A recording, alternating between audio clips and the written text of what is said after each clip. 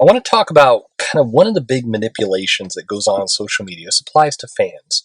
So this is related to comics, but honestly, everything I'm about to say really relates to everything.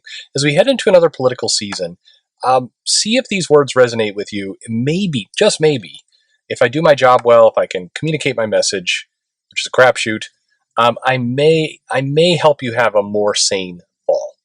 Maybe. Let's give it a try.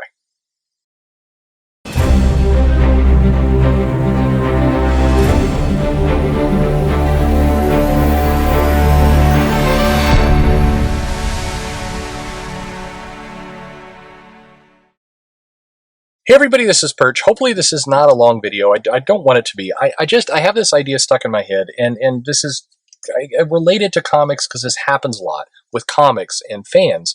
But really, like I said at the beginning, this is happening everywhere, in politics and in all kinds of things. In fact, in many ways, the origins happen in sports. And if you watched wrestling, if you in the early '90s were caught up in the middle of WCW fans and WWF fans, then you kind of remember this behavior. And then you saw it kind of migrate into big rivalries between football teams. And now we see it in politics. In fact, in many ways, I'm noticing that the people who were, big wrestling fans during the Monday Night Wars seem to have a more balanced view of politics in the weirdest possible way because they've smelled this. They've been through it before. They're not so easily kind of duped into one side or another.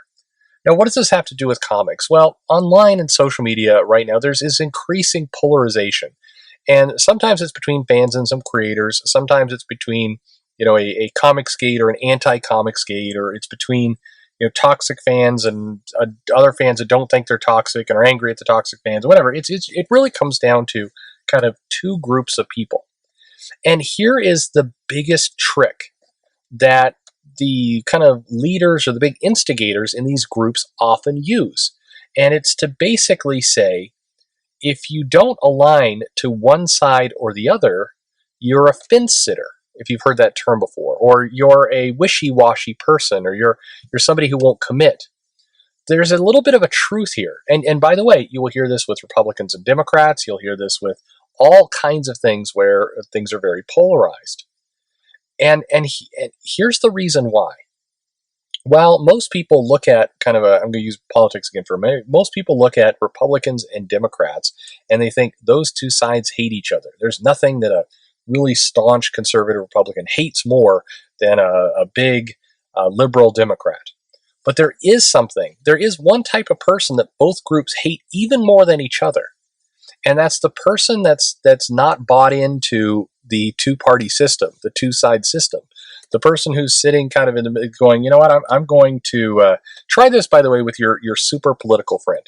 Tell them, I'm not going to go down the ballot and just vote all D or all R this time. I'm going to actually look and research every candidate and make a decision. And I'm probably going to be voting for some Republicans and some Democrats based on the people who I think are best for the job. Try rolling that out to your super partisan friend. They will hate you like nobody else. They don't want to hear that. They want you to, you must buy into option A or option B. And if you're in the middle, you're going to get a lot of smears thrown at you that you're a fence sitter, you're a wishy-washy person. All these terms, you can't make a decision. But the reality is you're actually making the smartest decision of them all. You're choosing to not buy into what you're being told. You're choosing not to buy into a label. You're choosing to do your own research, your own homework, to look at what's going on. A fence sitter or a wishy-washy person would be somebody who looks at both sides and goes, wow, man, there's some goods over here and some bad over here. I can't decide anything. A fence sitter is someone who's undecided, who sits there and goes, I don't know. Somebody who's actually researching and thinks for themselves is somebody who goes, yeah, I'm going to look at all sides and then I'm going to make a decision. I'm going to make an informed decision based on the knowledge I get, not adherence to one label or another. And that scares the hell out of the leader of these two groups because they just want your mindless obedience or they want to know that you're an enemy. One or the other. They do not want you thinking for yourself. And where it comes to comics right now, all this angst back and forth, it's really blinding a lot of people from, some basic truths, which is We need to have more job security. We need to get more product out the door. We need to have better pay for the people who deserve it. We need to get better content out. We need to get better quality out. Now, you might say, hey, my particular group, the one I hang out with, does believe in all those things. And if that's true, good. Keep working away. Keep doing that. That's the right thing. Keep plugging away for these improvements to the industry. But there are some people in both groups who choose to instead, they're not building anything. They're not creating anything new. Instead, they view themselves as being soldiers on the front line, taking shots at the other side. That's what they wake up every morning to do. Is it everybody in these groups? Absolutely not. That's why I don't come on this video and condemn one group out of the other. And the fact that I don't condemn them means some people, block or cancel or hate me. I've been on plenty of videos from various people on the, quote unquote Comicsgate side who say I'm a fence sitter, a punk, somebody who is a traitor and wishy-washy, won't commit to anything. The reality is just the opposite. I'll commit to a lot of things. I'll commit to harassment is wrong. I'll commit to posting 400 tweets, attacking somebody, going through their history and picking at every single one of their posts is wrong. I'll post that. I'll say that if you go in and you decide to knock somebody because they're a guy or they're a woman or they're gay or they're trans or whatever the hell they are, if that's your only form of complaint, you're being a dick. I'll say that because it's true. That's how I view. So I don't really care what label you're putting on yourself. You're doing these things. You're wrong. You're being an ass. By the same token, the other direction, I don't think if there's somebody, and I learned this lesson from comic books. That's the craziest thing. Over and over in comics, they would deliver the lesson to say, just because you have all the power in the world, just because you're an authority figure, does not mean you just get to fly in and become the police and take law into your own hands. You're not Judge Dredd. We see these comics, these dystopian comics, whether it was Judge Dredd or The Authority or other things that showcase what happens when heroes go too far, when heroes decide, rather than focusing on justice and trying to help people out, instead, I'm going to actually proactively start attacking. I mean, there's been endless storylines about this. So it's confusing to me why within comics, the creators of these comics have not learned these same lessons. Just because there's somebody over there that might be a jerk does not give you carte blanche to use their own methods just because you're fighting the bad guys. Superman taught you that's not how it's supposed to be. I mean, they all have a moral code. You remember, heroes have a moral code. The moral code says that you don't stoop to your enemy's level. If the person truly is the enemy and you use their own tactics, you are the enemy. It's one of the oldest comic storylines in the book. But the key here, I wanted to communicate to everybody, is as we go into this election cycle, there's going to be a heavy, heavy pressure for you to pledge your allegiance to one side or the other side. And my ask to you is just don't get caught up in that game. Make up your own mind.